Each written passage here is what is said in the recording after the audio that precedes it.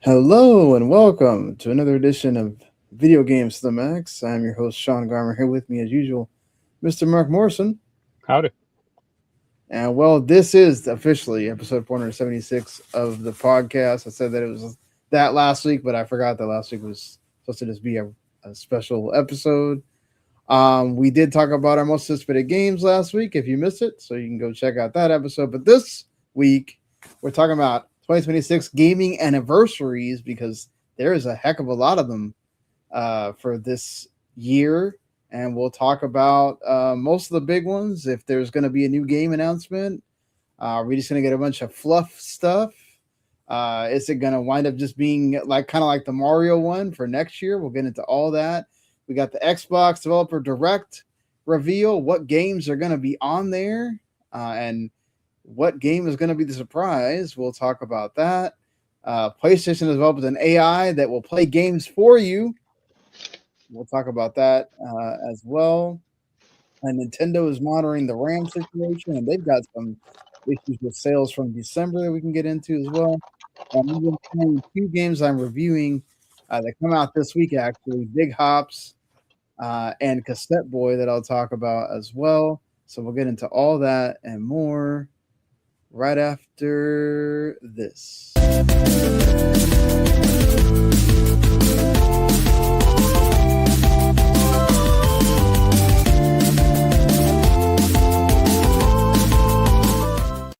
You are listening to Video Games to the Max. All right, so let's go ahead and get the housekeeping stuff out of the way here really quick. If this is your first time watching us or it's your 100th time, we do appreciate you. You can watch us live on Mondays. If you subscribe to the channel, you can do so WTM Network on YouTube or on Twitch or Facebook or Kick. You'll find out when we go live, and then you can just hit that button to go watch us. Of course, I can't give you an exact time because it kind of just deviates between what's happening with my job. So we do the episode each week on Mondays, and then it is uploaded on demand quickly thereafter.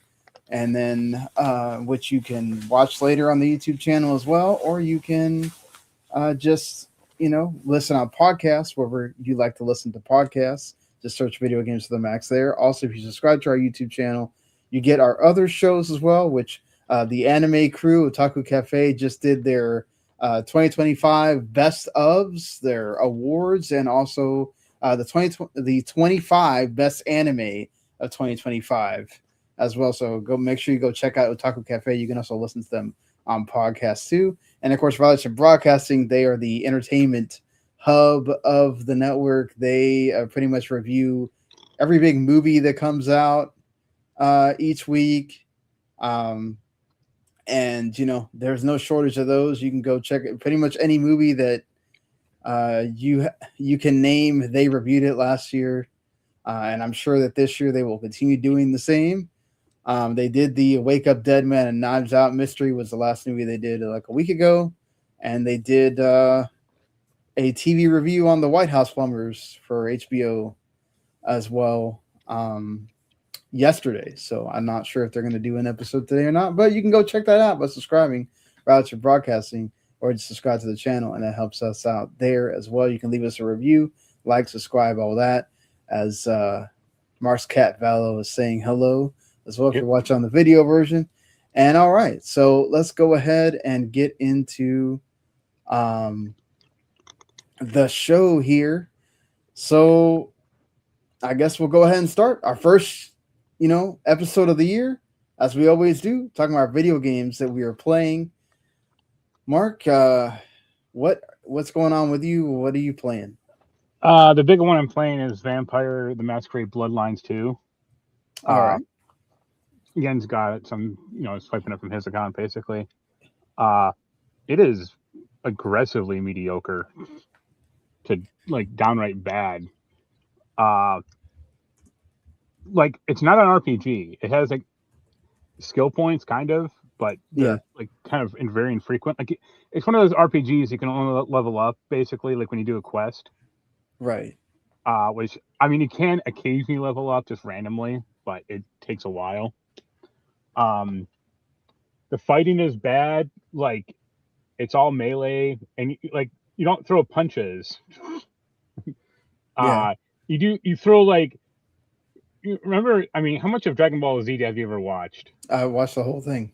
Okay, you throw punches like how Trunks would do moves or future Oh Trunks. wow. You do Really? like gang sign move. You know, you're not like throw like you can do a kick kind of, but it looks really weak, and you like have to like slide into it basically. But like most of the punches are like doing like swiping, and it's like, am I like part of the Wu-Tang Clan or what's going on here? You know, like you don't have melee weapons.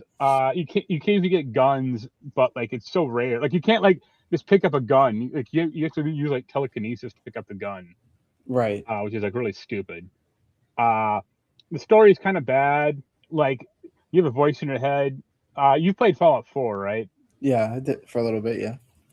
The voice in your head is basically like Nick Valentine from that game, like the robot detective, Okay. except the vampire detective in this game. What else? It's buggy. I'm on PS5. It's crashed twice. Like once I was like in the middle of something, which I can kind of forgive, but Right. like once I was like paused basically, and the game just like crashed. And one time was really impressive. So like the main character is called the Nomad, uh, and like he's basically been asleep for 100 years and gets woken up, and you immediately see posters for this like band called Fire, spelled Phyre, which is dumb, dumb. And then people are like, "What's your name?" And he goes, "Fire," and it's like, why do you need a fake name? More than that, like, why would you name yourself after this like band? Like, thank God it wasn't the Rolling Stones, or the Spurge or something. Uh, and then so like you can pick between a male and a female, and you have like very light like customization options. You can do ears. I mean, not ears. Sorry. You can do eye color and hair, and that's about it. Like the basic facial, you can't like adjust the face at all, basically. Um, so like one time I got into a dialogue option in a club. I talked to one guy in the corner. He was on the piano, and then I ran over and talked to like the other person in the club. When I ran over, the game glitched out very hard, Oh wow. where the audio cut out, and I was a completely different model character. Because like I'm playing this male, like a male vampire, Yeah. and the game glitched so hard I was a female character who's like one of the other people you can talk to in the game, and it's like that's bad. Like Yeah. that is not good. uh so combat's bad. Like I mainly just like to walk around the city and like pick up like the graffiti glyphs you can see on the wall, kind of. That's about it. Like there's no romance, or like very light romance. Everyone has like, oh, this person will remember this uh option, or like Right. Those kind of like the it doesn't. making you feel like you're doing decisions kind of Yeah, it thing. doesn't matter at all seemingly. uh yeah, it is like, I'm not gonna say Bloodline Ones is like a great game. It is very flawed. uh Right. but like that game at least had a personality, or something to it. Like it might not have hit it all correctly, but it was something. Like this game barely hits anything. Like it's functional, like to fly around the city, kind of. That's about it. uh That yeah. yeah, it's terrible. That sounds awesome. Yeah. What else? Other two things. I played a little Ocarina of Time on my analog 3D. That game holds up. uh I just got to the Deku Tree, and then I got a little lost because I thought like I went to the stupid Sacred Forest meadow instead of going just escaping the forest thing. So I was like walking around like, what the hell? How do I get out of the city or get out of this area? And it's like, make a left. I'm like, oh yeah, that would have been that would have been a lot easier than doing this 30 minutes of bullshit I've been doing. Right. Uh, and the other two things, I finished Yotei, which is fine. I deleted it quickly. That's why it got me into Bloodlines too, because I was like, I don't particularly want to go through Yotei collecting like the last, 20% of crap I missed, health upgrades or whatever. I was like, whatever, I don't care. And then I picked up 2 games. One was, I mentioned it to you, but a big box copy of Planescape Torment, which came out in like 1999. Wow. And it's, it's one of the big PC box games. It's in really nice condition. That was cool. It's one of my favorite, probably 10 favorite games. So it's nice to have like a legitimately nice looking copy of that. And then I picked up a copy of not Clock Tower 2, King's Field 2. That's like, well, the sequel to King's Field, but that's like, basically the prequel to like Souls-likes or, Dark Souls, all that crap. I got it for a really good price because they mispriced it as loose instead of complete in box. So it's about half off. Don't you love when you can get those deals? Yeah. I was like, hell yeah. And it had like, it came with like, it has a manual and then it came with this little paper map also. And it came with that. Cause I opened it up and I'm like, what the hell is this? I thought it was like part of like, I occasionally get games, you occasionally find games with like parts of strategy guides in it. Right. Like loose or like magazine pictures or something, or, pages. So I thought that's what this was. And I was trying to Google it. And then I was like, oh no, this actually came with it. I'm like, well, this increases my want of this quite a bit. Yeah. So that's cool. But yeah, I'll keep that Bloodlines. I hope to enjoy a lot more glitches along the way. That's kind of the only fun I've been having with it. At least you're, if anything, making light of it. Yeah, is helping you. Yep. Yeah. How are your games, or how are your review games? They are going well. So one of them I'm like in the middle of writing the review, which is Big Hops, because that came out today. It is a 3D platformer where you play as a frog, hence the name Hops. They couldn't get the Frogger license. No, but it's super cute. And he's absolutely like adorable. It's all based on like a animal world, so all of the characters are animals. And so that kind of keeps on with the cuteness. And it's actually a really cool, like, just the way the movement is for the character of Hops. You are able to freely move him around. You can use his tongue to grab things, grab food items, or there's veggies all around the world that you can use for different like powers. So like the apple will let you swing across things. The cactus will let you make like things in the air so you can swing to. There's like red peppers that will like burn things so you can like get through levels and stuff like that. There's different little puzzles to solve and whatnot. So yeah, and I'm really enjoying it. It has been a while since I played like a 3D platformer like this. So it does have like the kind of typical camera issues that you would see in a 3D platformer sometimes when you're trying to, like, I had a problem where I was going to try to get onto a platform where I had to use the pepper to like burn it. And because the camera is so like zoomed in at that point, because I'm like squished up against the wall, I don't really have an option to do it from another angle that I could figure out. I burned myself a couple times and like knocked him off the platform, so I had to get back on there. Thankfully, they every time you like discover something, it's not like you get left out in the cold or whatnot. They find an easy way for you to like get back to where you were. So it's not like you get stuck and you have to do like half the level again or whatnot. It's a lot, like very big, expansive worlds, the ones that I've been to so far. Lots of stuff for you to like jump on, find switches, do things, figure out different ways to get through something.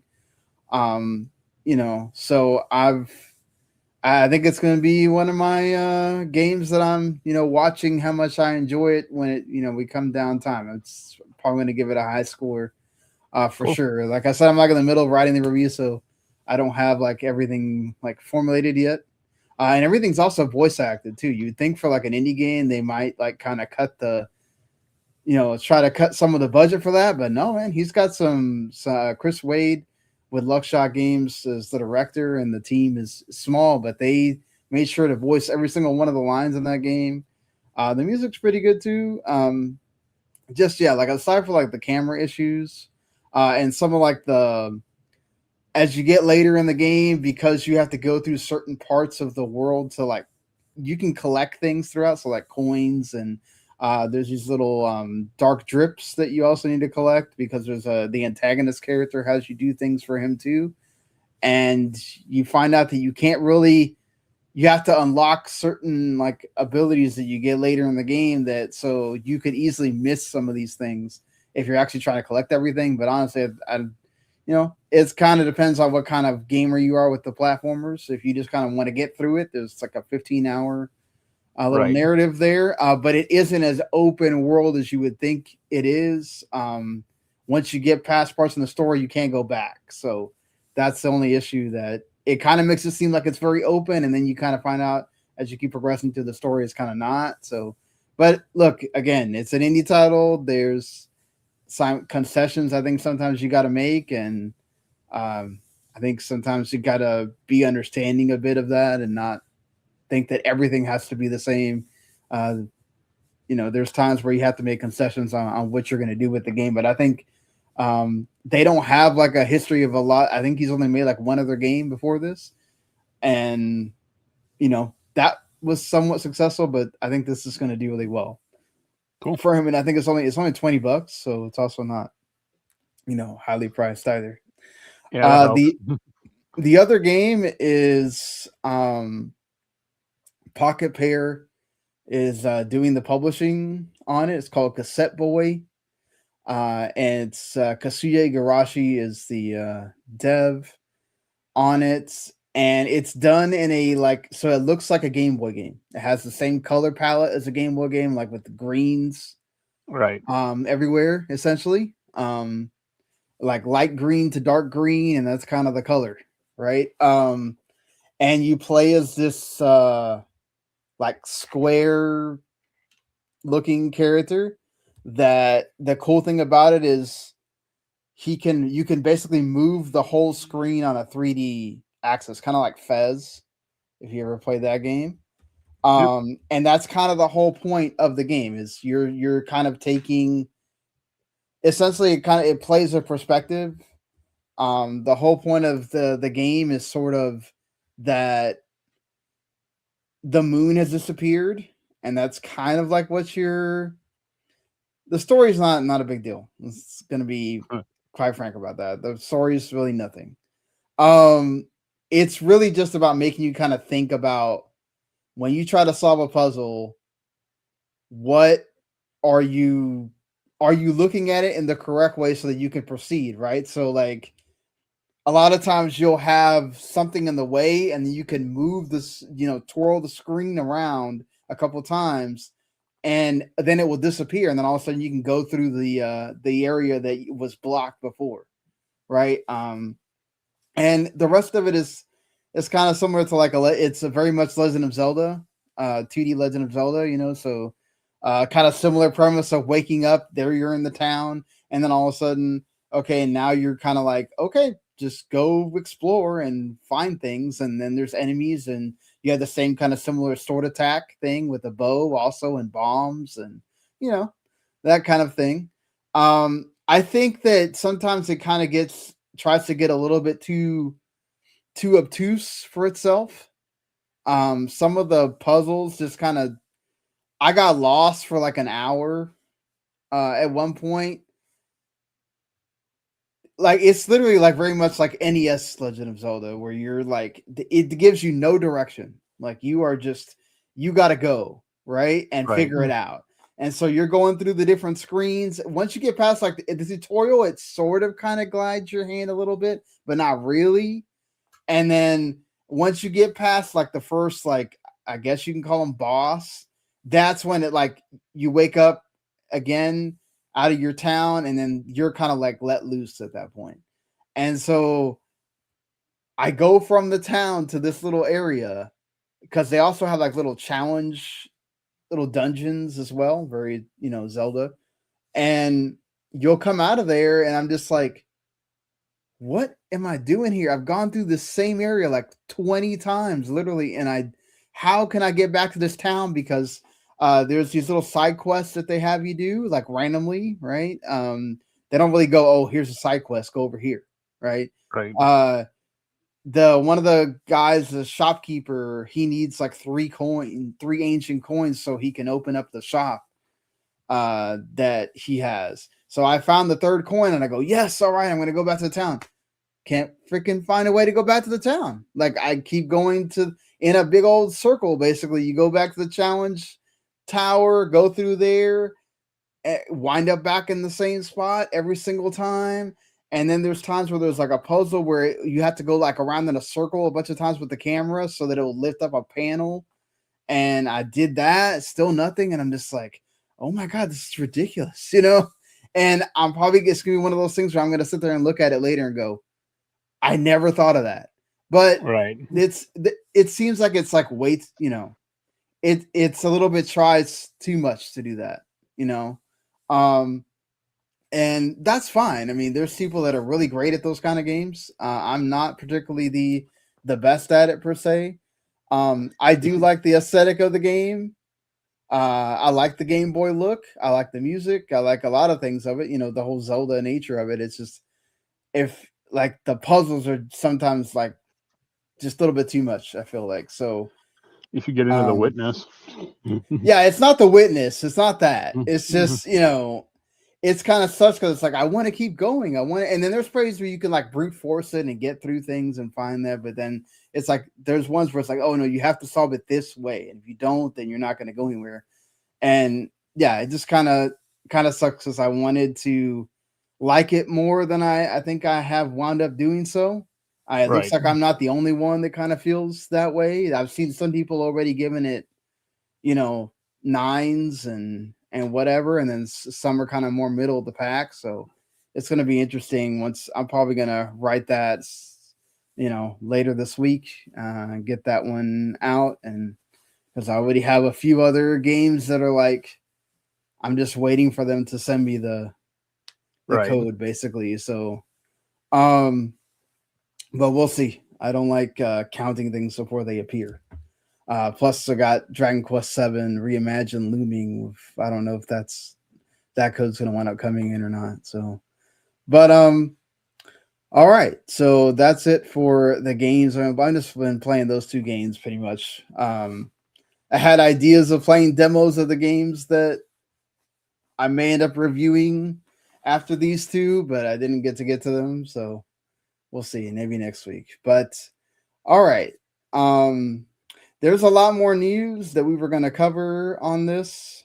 We may get to it, may not, but I have like we got to try to do this within like the hour that I have left. So let's go for it here.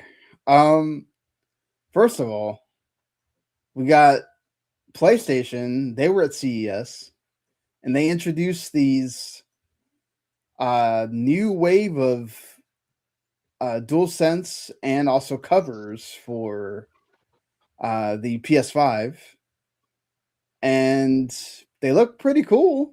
High gloss, like light green, blue, and red. If they weren't $85, I might think about it. Right. Have you seen these Hyper Pop collection? No, things? But I'm just so done with like customizing.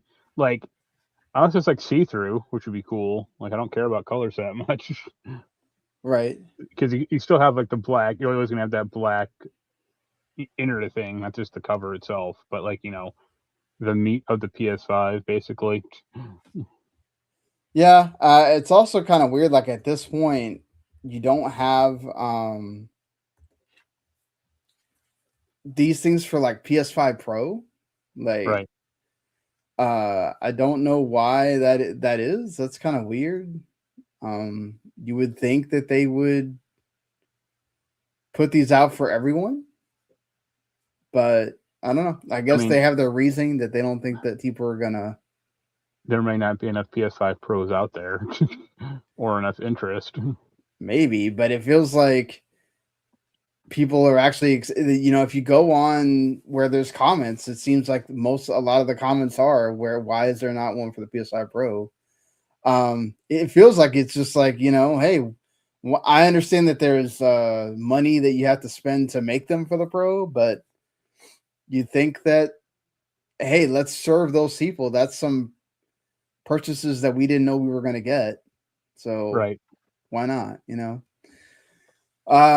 Also, PlayStation made the rounds for a patent, which, okay, gonna go ahead and preface this by saying Sony and Nintendo especially have a habit of patenting things that they never use. So, not that they're not going to use this, because this really goes in with their game help thing.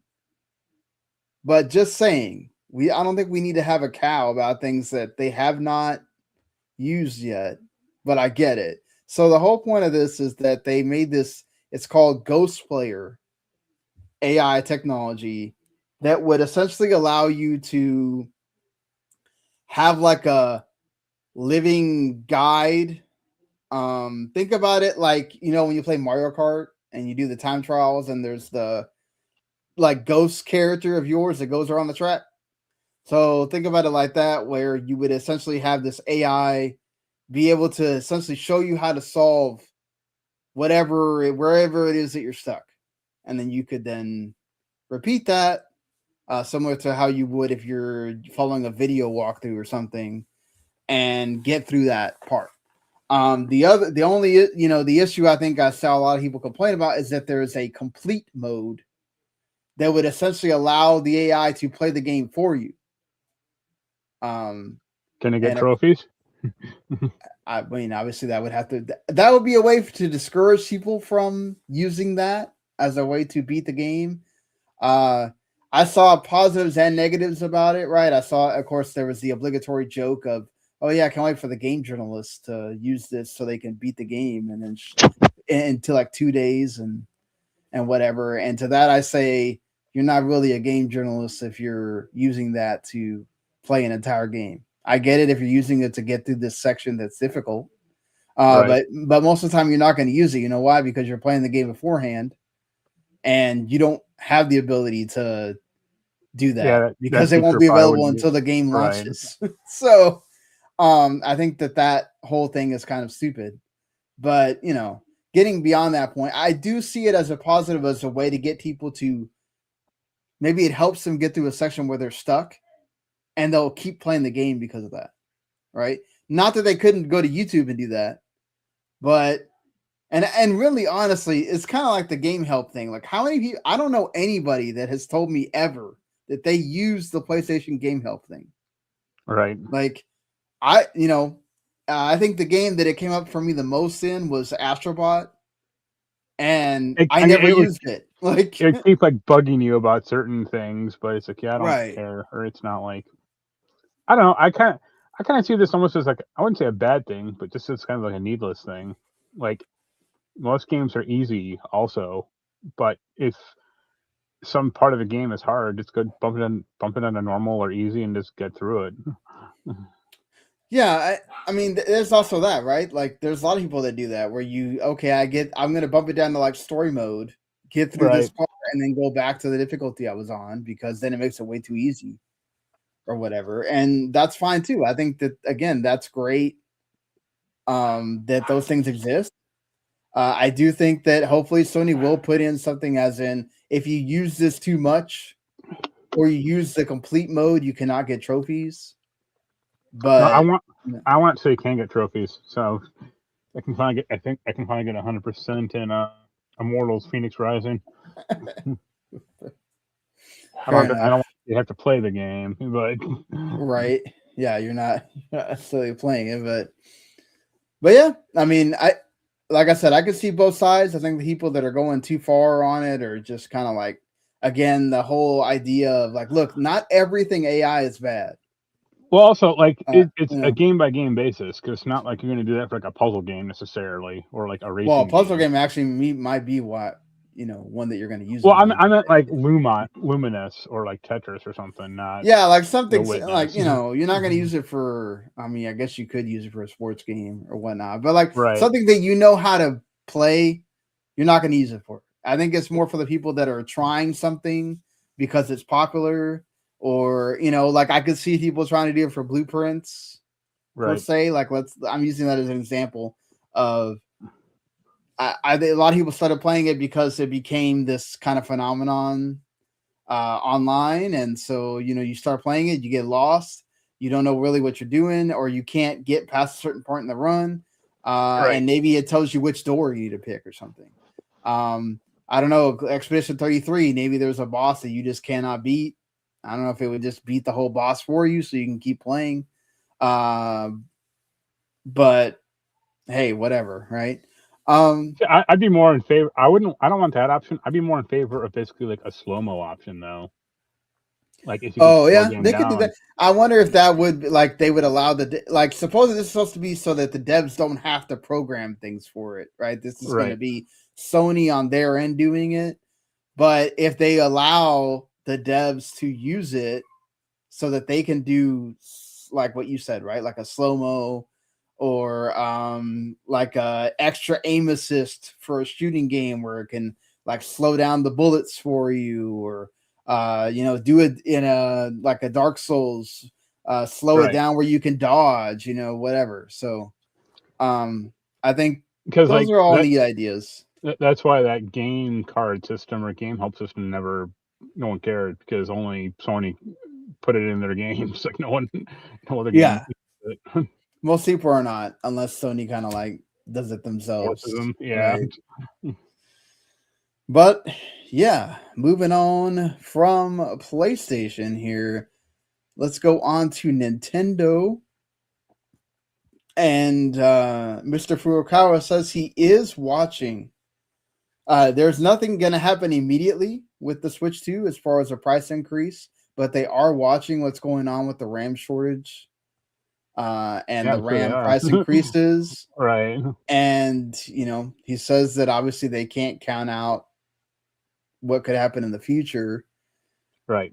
Do you feel like it's inevitable? We're just waiting for them to announce that it's going to be the price is going to increase, or you think they may I actually try to hold off?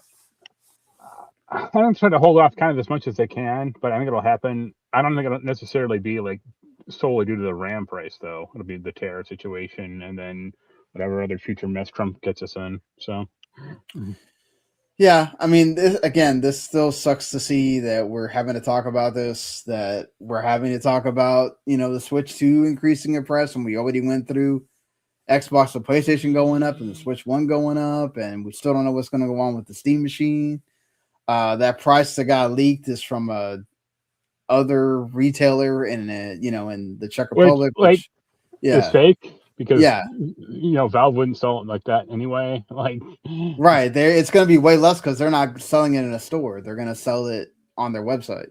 So right, but we'll see. Valve has not announced anything as far as price goes, and they're not rushing it out the door. They don't need to, right? They're yeah, fine. They could wait for a while if they wanted to. Randy and I talked about when they could actually end up like announcing it or releasing it or what price it could go at, but that's all speculative at this point. We'll see when it happens. I do think for Nintendo it is about a matter of when, not if. right. And in my view, I think it is going to happen at some point. Unfortunately, I think they are trying to get we're about to get the Animal Crossing Switch 2 edition. I would be surprised. I think they're going to try to hold off until after at least the Mario Galaxy movie comes out, to see if they can get people that watch, parents take their kids to watch the movie, kids that want to go, they don't have a Switch 2 yet. They watch the movie. I don't, I don't know if that Mario Wonder or Switch 2 edition is going to do anything for them, but just get people to want to buy a Switch 2 because they know there's going to be a new Mario coming out at some point, and go ahead and get that. If anything, it'll cause increased sales of No, maybe not. And that's the thing too, right? Switch 1 increased in price, so they're going to look at it and go, Switch 2 is not that much more. Let's go ahead and get it, right? Yeah. Where I think doing it before then is kind of going to leave a sour note on people because we saw it last time, right? And when the original Mario movie came out, not the one from the 90s, the most recent one, that led to a lot of people buying Mario games, right? Sure. And so, we're probably going to see a repeat of that again. And I do think that maybe for the springtime after that releases or whatever, we could see it if the whole, situation is still as bad as it is right now heading into the year. So, and some further bad news. Now, look, this is Christopher Dring's data, which, he used to work for gamesindustry.biz. He has the game business show that he does. He is very entrenched in this world of sales and all this stuff. He has his own contacts for this kind of thing, especially in the UK, where he inhabits. So, but this is not like Circana putting out data saying this either about the Switch 2 sales not being that great when you look at the holiday period. The first holiday period for the system compared to the original Switch. At least in Europe, he says sales of the new console were 16% lower than those of the previous one in the same period in the UK. However, original Switch 2 sales in the UK were 6% higher than Switch 1's. A senior Nintendo employee revealed that a complicated economic landscape and the absence of a major Western game make it tough to compare the Switch to the original Switch, the Switch 2 to the original Switch. However, the team is happy with the overall performance. Also, the sales were down in Japan during the holiday period as well, with the Switch 1 selling 1.39 million units during the first holiday period, Switch 2 selling 1.32. So look, feels like they're taking a shot at Metroid Prime 4 also. But I mean, they are kind of, but there's a few factors that may contributed to Metroid Prime 4 not doing too hot, and the fact that it took 15 years for it to come out doesn't help. Yeah, I mean, there's other factors to it as well, right? Like I do kind of agree. Like, Donkey Kong came out in like the summer. And there ain't no Mario or Zelda game on the horizon. Pokemon came out earlier in the year as well. So you don't have, and most of the time Pokemon comes out in November, which is weird. That's why I was like, why did you have Pokemon come out so early? I get it. They didn't want, it to overshadow Metroid Prime 4 that much. But yeah. Well, the other problem is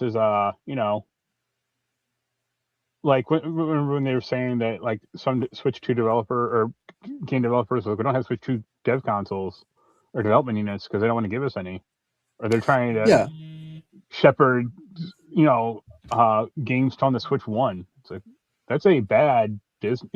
I mean, I don't think you should cut it off at the knees, like 100%. Like, Switch 2 comes out and the next day Switch 1 is dead. But the way that like Sony and Microsoft have done it with this generation specifically, like Mega Man, that new Mega Man game is going to be a PS4 game, and that's 2 years off. And it's like, yo, dog, the PS, that's a while. I mean, there was also no reason to get Metroid Prime 4 because you could just get it on Switch 1, even if it ran like crap. Right. And same thing with Pokemon. You didn't have to rush out and buy Switch 2 because you can get it on Switch 1. Yeah. So I just think like Nintendo has not helped themselves either with the Switch 2 sales. I mean, this sold well, but I also think it's like we talked about. I think the last time we did a show when we did the Game of the Year stuff of like Switch 2 is selling, but nobody's talking about it because. Not just because there's not the big game that Donkey Kong was in the zeitgeist for a while, but after that, it's just like, okay, this is just a bigger Switch 1. Right. There's not anything that's like, oh my God, you got to play this right now for the Switch 2. And it kind of went like that going into the holiday season, and also again, it's the whole economic climate of people just. I think they said even though people were spending money, this was still like a Christmas where you weren't getting people getting an inordinate amount of gifts or whatever because they had to start like reining in the spending. And then, Right. of course, big spending, like deciding to spend $450 on a console that you don't really need when the Switch One does everything already and plays the two big games for the holiday season. I mean, you don't really need to go rush out and buy the Switch 2. Now, this year, whenever they get out of this, early part of the year where like Mario Tennis is kind of like the big Mario Tennis Fever is like the big game. No shot at Tamagotchi Life or whatever. I'm sure that will do fine. But I'm just saying, like, it's not like we're getting a new 3D Mario or Right. another Zelda or any like the Animal Crossing thing is just like an update that they're putting Switch 2 edition on, which maybe that will revive some people playing Animal Crossing, but I don't expect it to do like No. gangbusters. Yeah. So we'll have to see what happens. They did say that they have games that we expect would be coming. I forgot this is some kind of business interview that they Furukawa gave. He said there are games that you would expect are coming, right?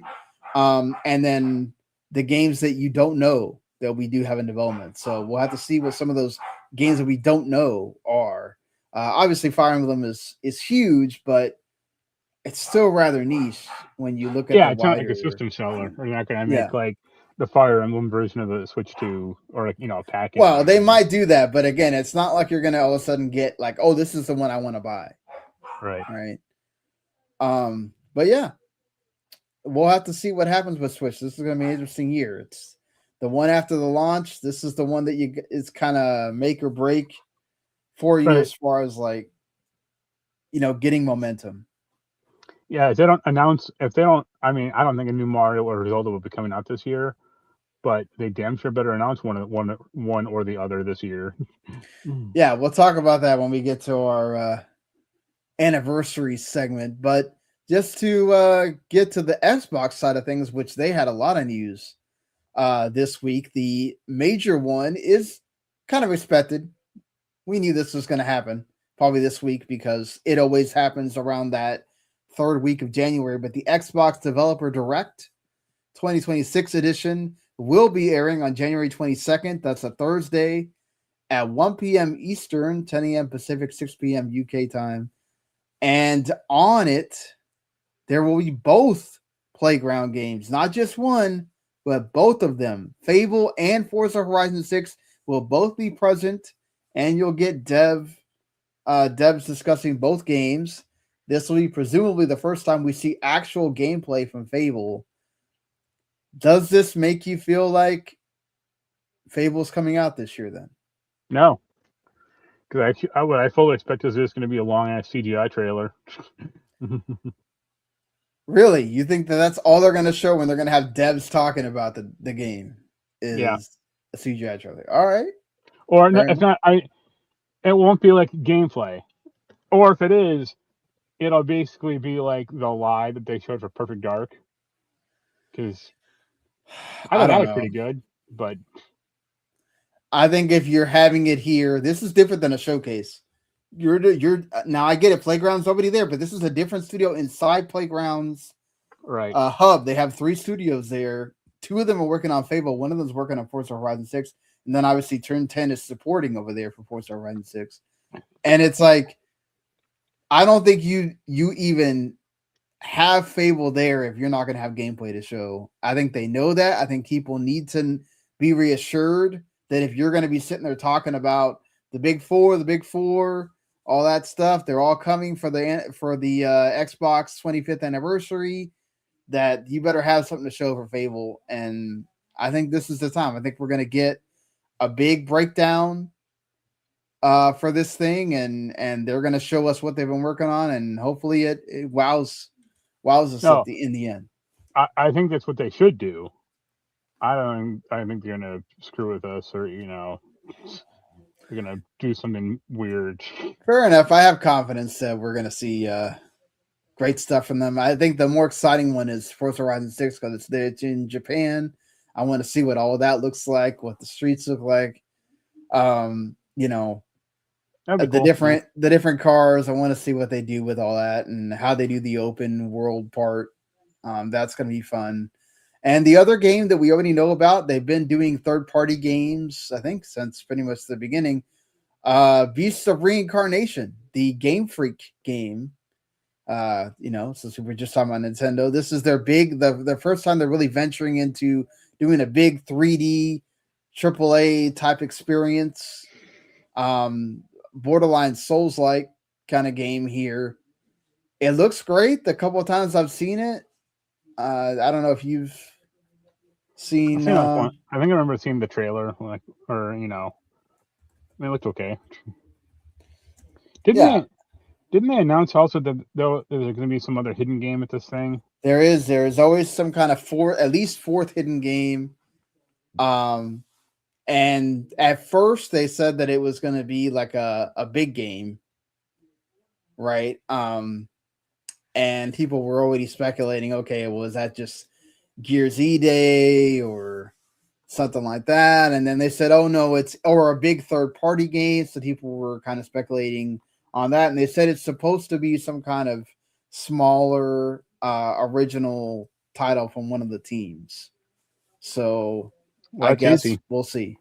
Fusion Frenzy 3. Yeah. I wonder if it's going to be Obsidian because they're always working on something, it feels like. Right. Especially when it comes to like the smaller stuff. The one studio at Microsoft that works. Yeah, the one hey, that's not nice. I thought it might be like, oh, they would definitely have Clockwork Revolution, and that's not here. So that's interesting that's not going to be here at all. But yeah, we'll see what they wind up showing us that fourth game. There's usually always a shadow drop too. So I wonder if they'll. So there's been talk about, is this going to be where they shadow drop the Prince of Persia Sands of Time remake? Because there's a lot of discussion about like, oh, it's supposed to come out this week. I'm talking about this week. It's supposed to come out this week. But Ubisoft has said nothing. And then also, if it's going to come out this week, that means you have to hold it off another week for them to announce that it's coming out. And then next week when they actually have the show. So we'll see. But here's my actual theory. It'll be Stardust or Starfield DLC, and then they're going to go, oh, it's available. Or once the DLC drops, it'll be on PS5. You think so? Think it'll be that? Well, if you're getting Avowed, on PS5, like Starfield is kind of the last one that people kind of care about. Well, that and Redfall. Right, we're already getting South of Midnight, Avowed, and Towerborn. All three are coming to PS5 this year. Avowed's coming first in February, basically marking the whole 1 year anniversary of the game's release. South of Midnight coming like around the time it released, and also Towerborn is coming as basically a whole paid game now instead of being free to play on April 26th as well. And the Starfield thing will be like, oh, here's what we're calling the Firefly missions, and you got all the cast of Firefly, voice all new companions. There is rumors that there's, of course, the Fallout 3 remaster that we've been hearing about for a long time, and then there's now been rumors that there might be a New Vegas remaster happening. You think maybe Fallout 3 could get shadow drops just out of nowhere like that, especially with the show still going on? That'd make some sense. I think New Vegas will take a little more work. I don't know if they want to spend the time to do like voice acting work and stuff, or they'll remember how we talked about they're going to be editing Assassin's Creed Black Flag. Yeah. They're going to do some work with New Vegas a little to like take out some lines about Shady Sands still existing. Right. And I'm sorry, Towerborn is February 26th, not April. So, but there is a couple more things as well. Supposedly, aside from that, that lineup looks pretty good so far. We'll have to see what the actual special announcements wind up being. Id Software, which just finished with Doom, the Dark Ages, and their trilogy of Doom games. You kind of hinted at it, going back to Quake. This was kind of brought about by Jez for Windows Central. He said it looks like they're going to be going back to either Quake or Hexen. Of course, they do have QuakeCon as well, where they could announce this. The last Quake was Quake Champions in 2022. The last Hexen actual new release was 97. They did have that like remastered thing that came out last year. So even Quake Champions though was kind of like, wasn't, I don't think it was like a new game necessarily. Yeah, it was like a free to play like version of Quake or whatever. So I mean, I think it's cool that we're gonna have this, and we'll see if that winds up happening. I like you said before, it's not a bad option for them to kind of go in that direction, try to revive the franchises. I think I think people are kind of doomed out like this last one. People didn't like the second one, Doom Eternal, but like Resurrection, that's what the third one's called, right? Dark Ages. Sorry. It really kind of seemed to kind of come and go. Like no one talked about it. People played it, but it didn't like blow anyone's like lid off necessarily. And right. I think people, I think the franchise just needs to go dormant for a little while. And hey, if you want to bring something else back, kind of go for it. Hey, bring back Commander Keen. I agree with that. I think definitely it's going to go dormant for a while. I think you kind of worked on 3 games back to back like that. I mean, not back to back, but they were the ones you were working on. Right. Kind of like let them go do something else. You ain't going to make Rage 3. Like, yeah, same thing with like, it would be good if Machine Games gets to go back and do Wolfenstein 3 now after they did Indiana Jones and kind of get them back into what they used to do and kind of finish that trilogy. Well, I saw that and I was like, I don't know. I don't like Wolfenstein 2 that much. So yeah, we know the problems I think a lot of people have with Wolfenstein 2. But also just one last thing, the Starcraft shooter, which was kind of rumored with that Play Nice Rise and Fall and Future of Blizzard Entertainment book that I have behind me there from Jason Schreier. Jez kind of brings out that maybe this will be the time, not at this show, but before the end of the year, we'll get that StarCraft shooter finally get announced, as that's supposed to be the headline for BlizzCon. It ain't gonna be it's not gonna be a StarCraft shooter. It's just gonna be StarCraft Ghost HD. That'd be crazy if they bring both of them. A new StarCraft shooter, and hey, we finished StarCraft Ghost, so now you can play it. Finally. Legally. Right. so why not? I think people are kind of down on this idea, like somewhat, but like what else has Blizzard got going on? Like they got nothing. So yeah, not a whole lot, to be true. Just getting off that track here. Naoki Hamaguchi, of course, he's the director lead on Final Fantasy VII Remake series. He says if there is going to be a Final Fantasy VI remake, he'd rather somebody else do it because he's been working on 7 for 10 years. I don't blame him. Who the hell? Anyone else do it? I don't want it. Get the guy who does Smash Brothers. Rather than him be the lead, he wants to see a new creator take the lead position, and he could take a more supportive role and sort of cheer them on. I just don't look. I know that, I know that, everybody thinks that. Look, and I love 6. I think 6 is great. I think 6 has a story that is well worth doing a remake, sort of that. But I don't think it has the. I don't think we need to do this again with any of the Final Fantasies, to be honest. 3-part remake that takes 10 years. Like, I think 7 can get away with it because it has such a fan base that goes beyond gaming. Like, I guess the question is like, so Final Fantasy 6 is Final Fantasy 3, right? That's right. Kefka and exactly. Does that story necessitate a 3 game? I mean, it's a long game. Okay. You know, See, I don't know. I haven't played it. I mean, I know Kefka and the chicken, and that's about it. right? Like, is it as long or expansive as like Final Fantasy VII? It's just as long, if not longer, because Ugh. you have parts of that story that, like, you have a part of the story that, like, you look like you're about to go beat Kefka, and then the whole party gets separated. You got to go find everybody again and all that. So, like, they have points of the story that could easily be switched off into parts. Right. But the thing is that, do you need to do that? And that's the thing. Is like, do we really need people taking 10 years to make parts of remakes? Like, is that really going to help you? It will really be interesting once we get 7 and get part 3, and then you get the eventual, like, here's the complete game altogether. Yeah. How much all of that really sells, where they can go back and go, oh yeah, all of this dev time and all that was really worth it. I just think, like, 7 is such a special thing in its own that it can do that. But like, I don't want to see that from 9. Like, I love 9, but I don't want to see 9 go into 3 parts like that. It's crazy. I mean, 7 is where the series really got mainstream. Yeah. Like, so I can understand why they would do it for that, but any of the ones, no.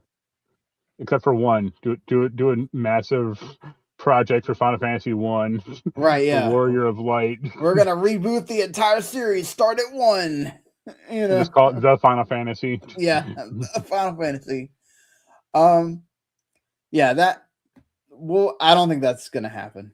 I think, if anything, we'll get, like, maybe they'll do some kind of tweaks, and then also it's like, where do you put in that game that comes afterwards? That's technically part of that. Oh, well, that's 4. I'm sorry, I'm thinking of 2 different things. But, like, still, it's just like there's a lot to that game, and it just, I don't know. You're talking about the bulk of the people that are going to want to play that are now in their 40s or later. It's like, you got to start thinking about, are they going to be alive to play the whole damn game series?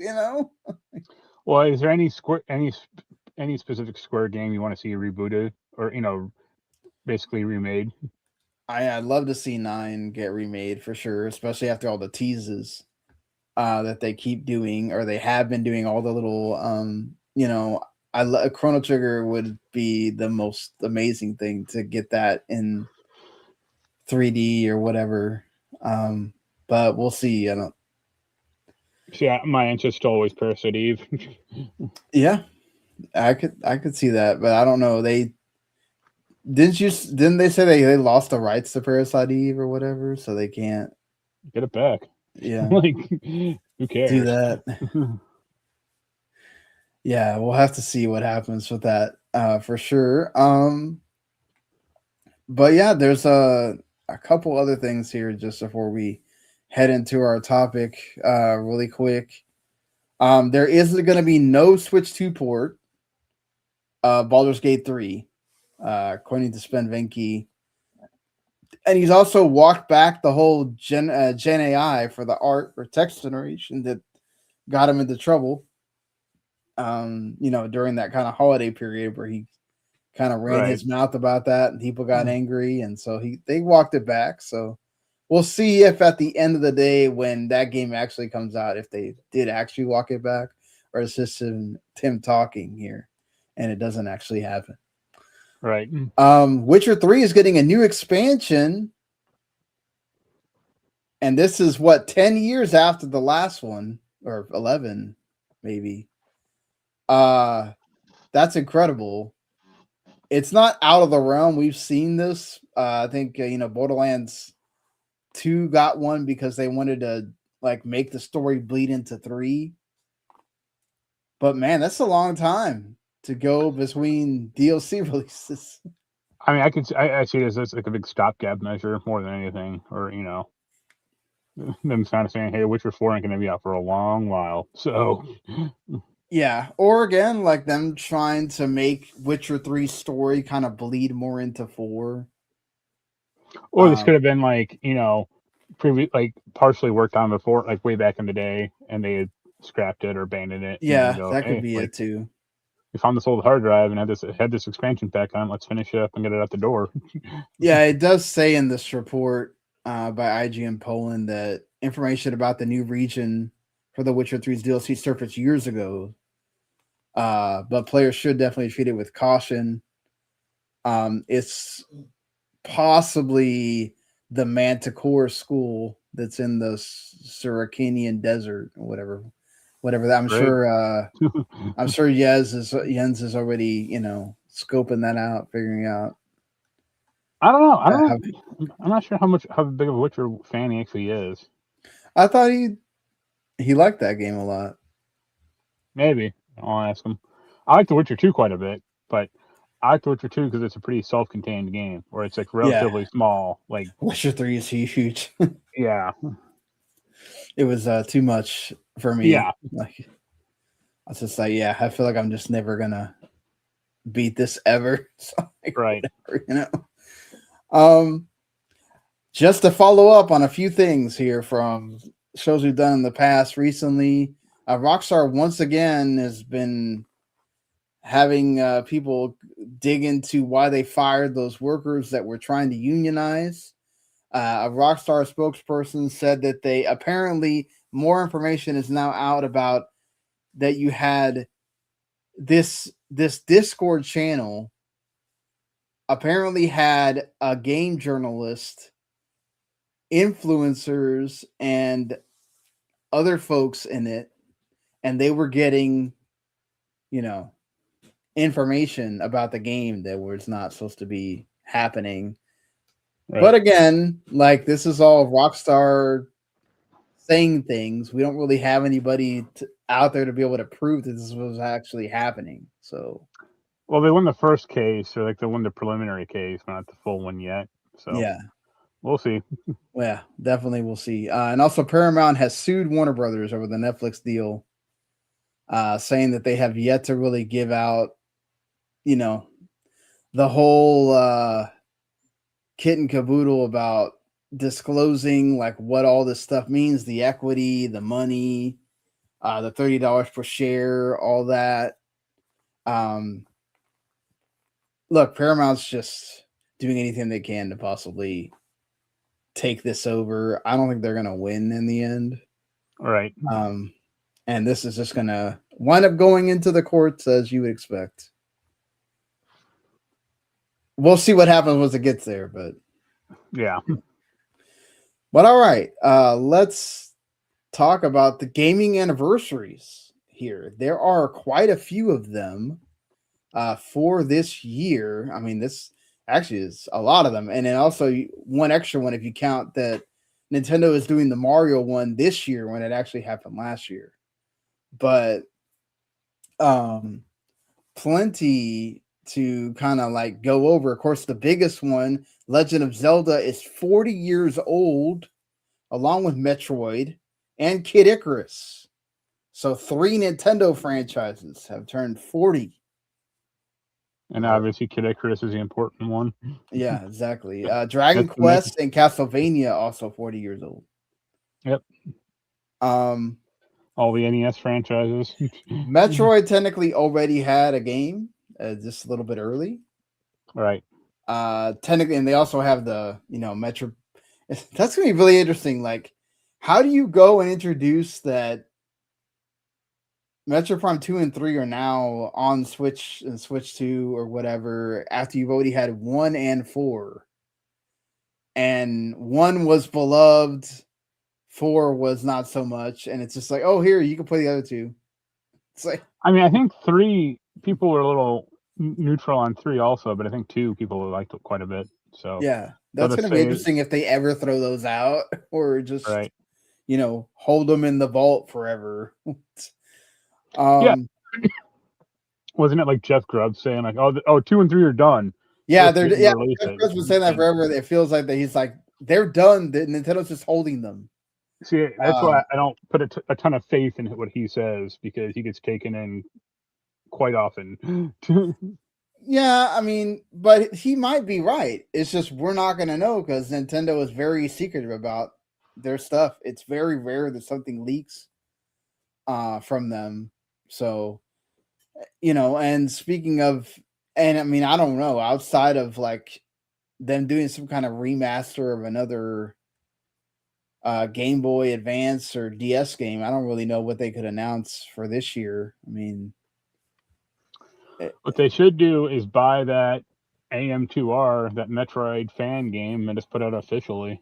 Charge people $5 or $10. yeah.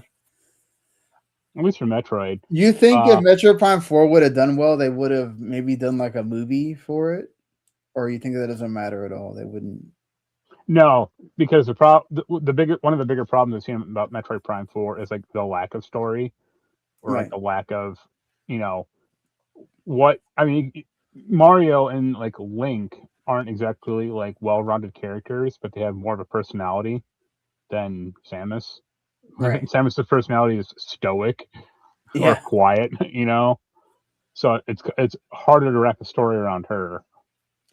No, for sure. You're right about that. And it would take somebody, I think, of somebody like Ridley Scott's ilk, which I don't think Nintendo would pay that money to try to get him to do an alien style Metroid. I don't know.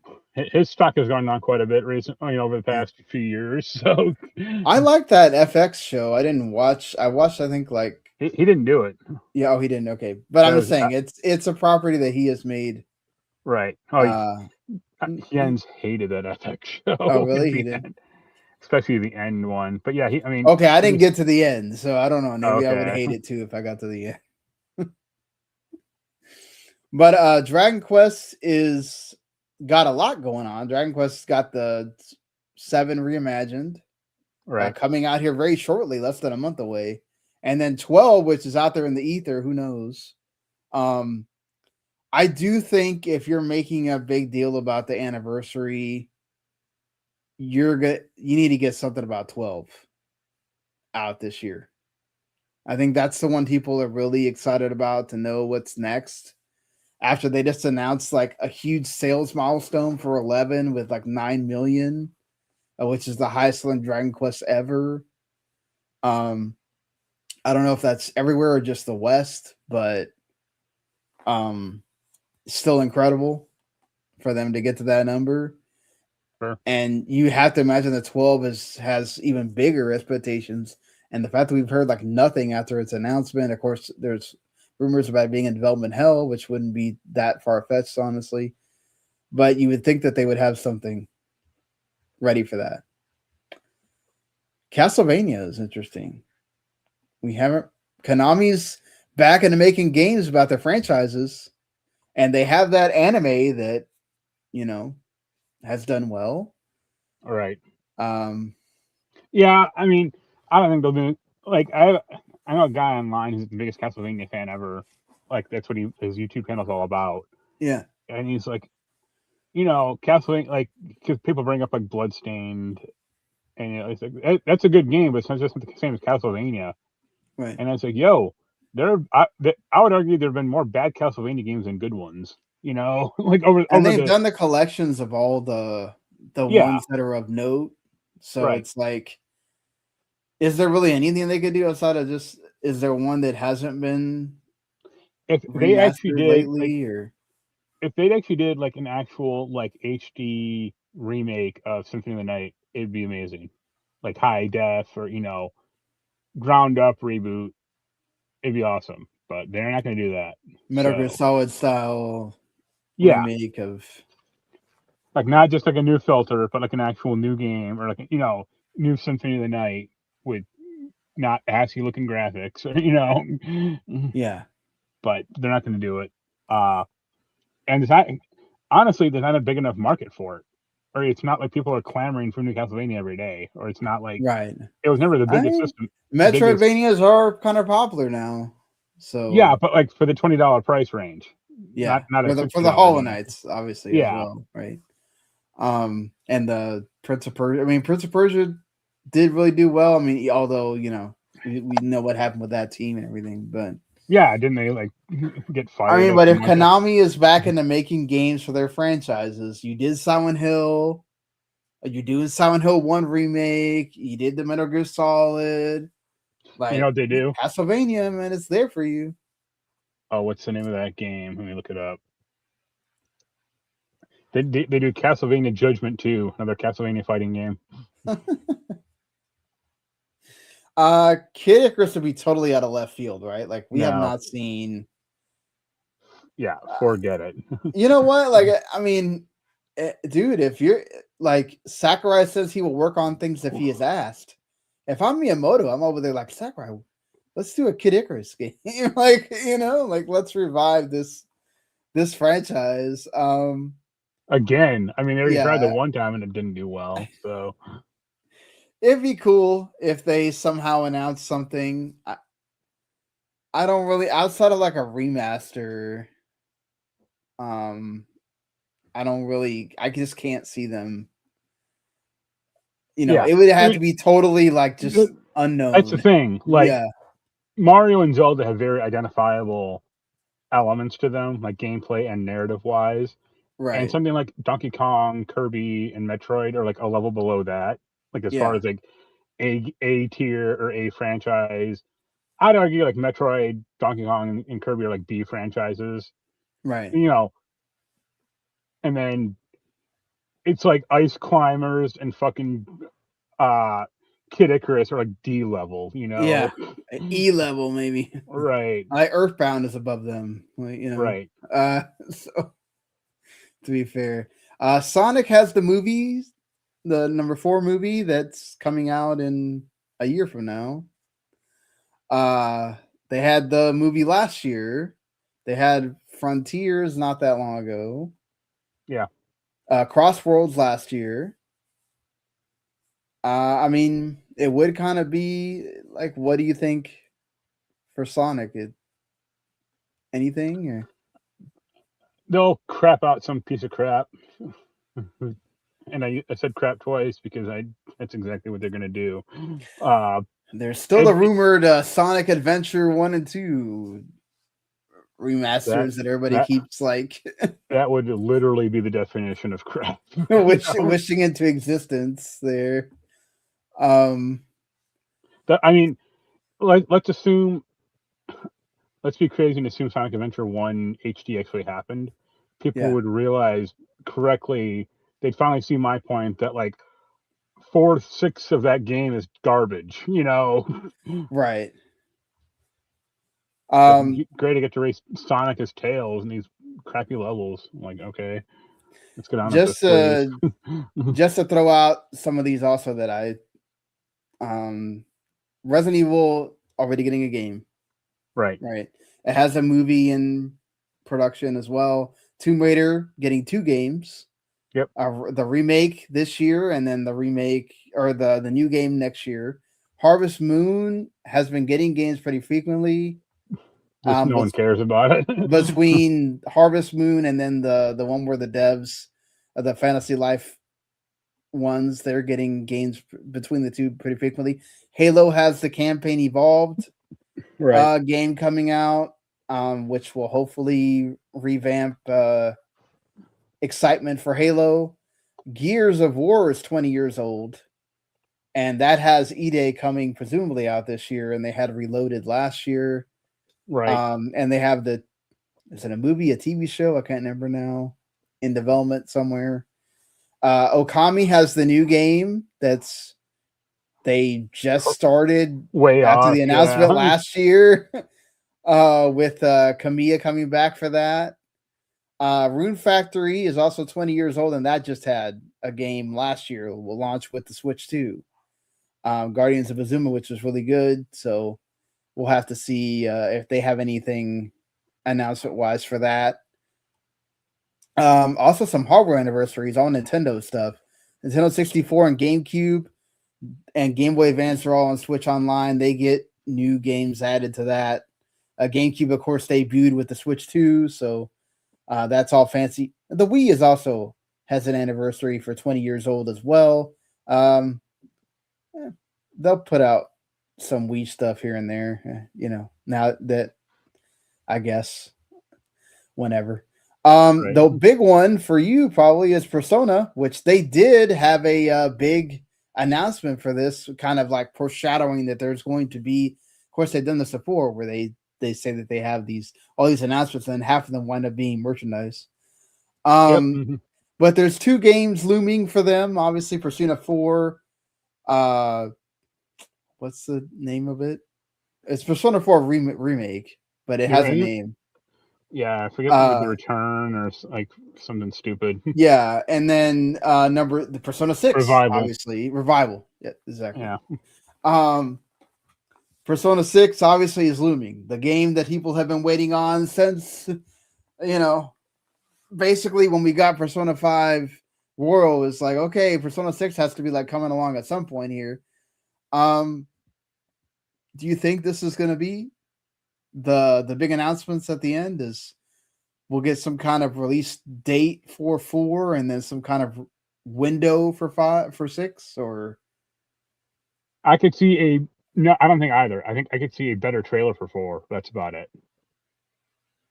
Fair because enough. what they showed that one time was like 5 seconds. Just like the What guy walking up the hill. what about the rumored Persona 1 and 2 remasters? You think we see any of that? No, because those games are so far different and removed from Persona as it is now. It would take a mountain of work. Remaking Final Fantasy VII is easier. I think if Persona 1 and 2 are getting remastered, I think that's an outside studio that is doing them. If they're doing them now, if they're waiting until 4 is done or whatever. I mean, I don't know how many of these P Studio if they have any secondary studios there. I mean, we have the team that's working on Metaphor, right? Of the former 3, 4, and 5 devs. And then you have the P Studio that's working on 6, presumably, and then the ones working on the 4 revival. Like, you'd have to imagine they can't be stretched that thin. But just want to bring it up because I know some people will probably think of it. And also, because these things, Pokemon is the other big one, right? For this year, you do have Pikmin, Luigi's Mansion, and Animal Crossing. Animal Crossing is getting that Switch 2 edition. I think with the Switch 2 edition, that means that we're not seeing Animal Crossing for a while. Right. Outside of that, so I'd be really, really surprised if they announced another. Normally, Nintendo does not do that. They don't do. Let me do one game here and then announce another game for the same franchise usually. So the fact that we're getting that Switch 2 edition, very much like Mario Wonder, I think that means we're not getting a 2D Mario anytime soon, and we're not getting a new Animal Crossing anytime soon. Yep. Outside of that, Luigi's Mansion 4 has been rumored around a lot because Next Level Games is kind of this is like their year, right? Usually they take anywhere from like 3 to 4 years between games, and the timeline kind of lines up. So it's 25th anniversary of Luigi's Mansion, so maybe it's that time. And Pikmin 4, it hadn't been that long since we had Pikmin 4, so right. Plus they do those animated things of Pikmin, so. But Pokemon is the other big one, right? And it just feels like February 27th is going to roll around, and it's inevitable, right? We're getting the Gen 10 announcement, and it's coming this year. You think that's going to be the big Nintendo release for the fall? If there's one thing that could rival Grand Theft Auto 6, it's Pokemon, right? I don't know. Think about that because no. I think Pokemon's maybe it was like a new card game or that's what people seem to be excited about.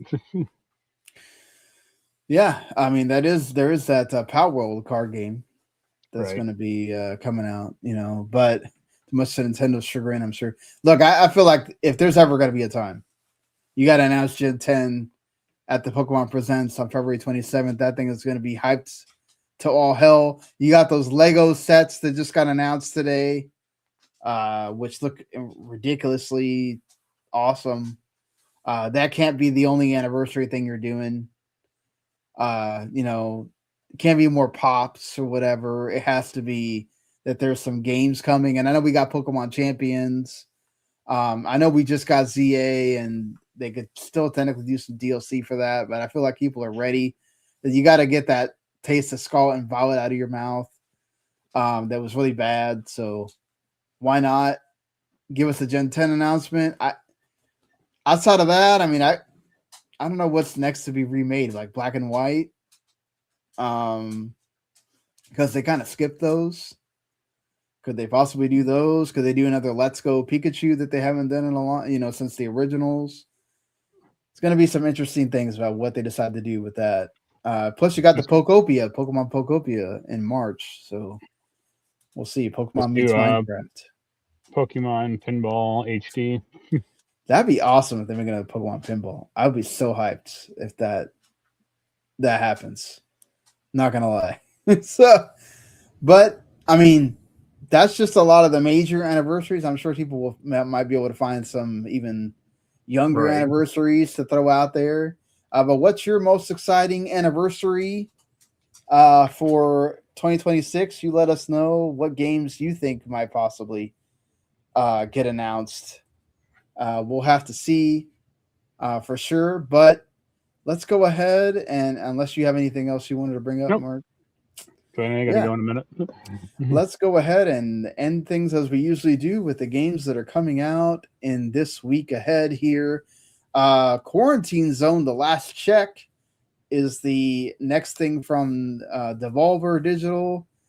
It is essentially you are tasked with working a quarantine zone, and you have to decide each person that's good to go or not. I think it's on PC Game Pass as well.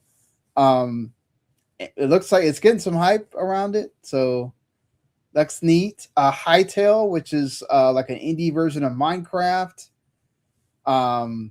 which it used to be owned by Riot, and then they bought the rights back from Riot, and it's going to launch tomorrow as of this recording. And then they're already expecting 1 million people playing this game at launch. So looks like they are thinking that people are going to totally buy into the hype here. There's the Wizard 101 is going to hit Switch. I'm not joking. This is the name of the game.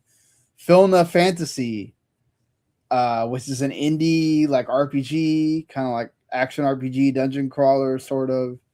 That comes out on the 14th. Street Dog BMX, which is like an indie like animated BMX game. The Legends of Heroes Trails Beyond the Horizon, the latest in the Trails series, comes out on the 14th as well for everything but Xbox. The Animal Crossing New Horizons Switch 2 edition on the 15th. Cassette Boy that I just talked about on the show earlier comes out on the 15th as well. That comes out on everything. Big Hops is out now if you want to go check that out, especially with the 3D platformers. Craftlings, so it's like Lemmings, but you're like doing survival stuff, is out on PC. Kotaman Academy Citadel, also pretty interesting, like visual novel, sort of RPG-ish. Also out on the 15th as well. Broken Lore Unfollow, they got shown off on Sony's State of Play thing, coming out to PS5, PC, and Xbox on the 16th. This is kind of like the week where things kind of start again for gaming here, where we finally get some of the releases. But yeah, some cool things coming out this week. We'll see what kind of, if any of this becomes part of people talking about it.